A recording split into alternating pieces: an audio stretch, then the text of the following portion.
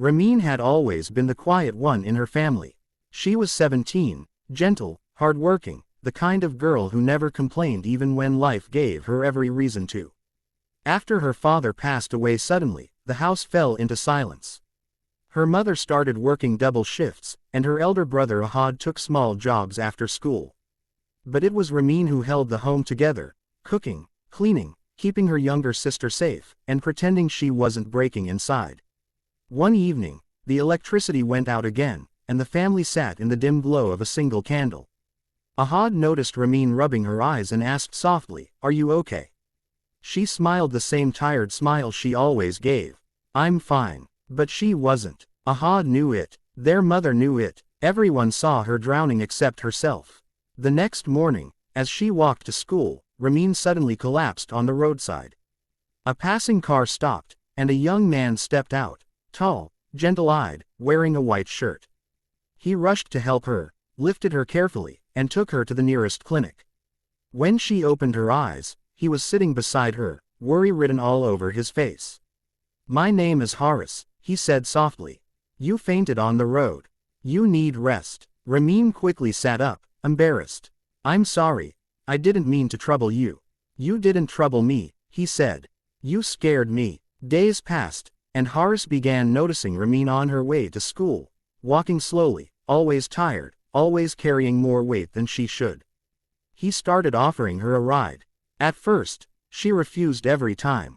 But one day, when she was too weak, she agreed. That day changed everything. Horace learned about her family, how she sacrificed every bit of herself for them. She talked about her little sister, her brother working 2 jobs, her mother's long shifts, and her father's memory that still lived in every corner of their small home. Horace listened, not out of curiosity, but out of care. Slowly, he became a part of her life. He started dropping groceries anonymously at their door, paying her school fees quietly, leaving notes encouraging her to keep going. She never knew it was him.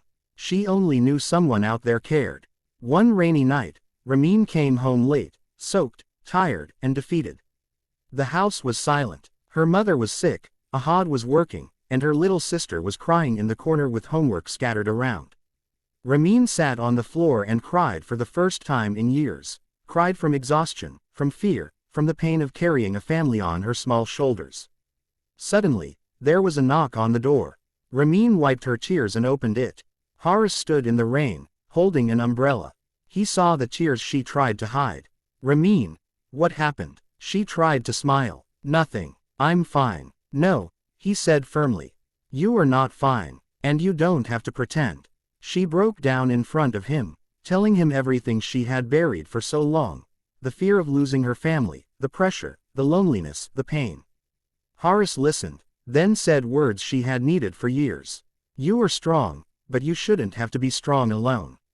From that day on, Horace stood beside her, helping her mother with medicines, finding a tutor for her sister, getting Ahad a better job, and taking care of the things Rameen never had time to breathe between. Months passed, and life slowly changed. Their home felt lighter, their nights less frightening, their future less impossible, and somewhere in the middle of all this, Rameen's heart healed. She began to smile again, real smiles this time, the kind that reached her eyes. One evening, as the sun painted the sky orange, Horace brought her to the same road where he first found her fainted. He looked into her eyes and said softly, "You saved your family alone for so long. Now, let me stand with you for the rest of your life." Rameen didn't answer at first. Tears filled her eyes as she whispered, "I don't want someone to save me. I just want someone who won't leave when I'm breaking." Horace took her hands gently. "Then I am exactly where I belong." A year later, with both families' blessings, they married. A small, simple ceremony filled with warmth and joy. No luxury, no show, just pure love. And every time someone asked Rameen how her life changed, she always said the same thing. Love didn't arrive loudly, it arrived quietly, like a prayer being answered.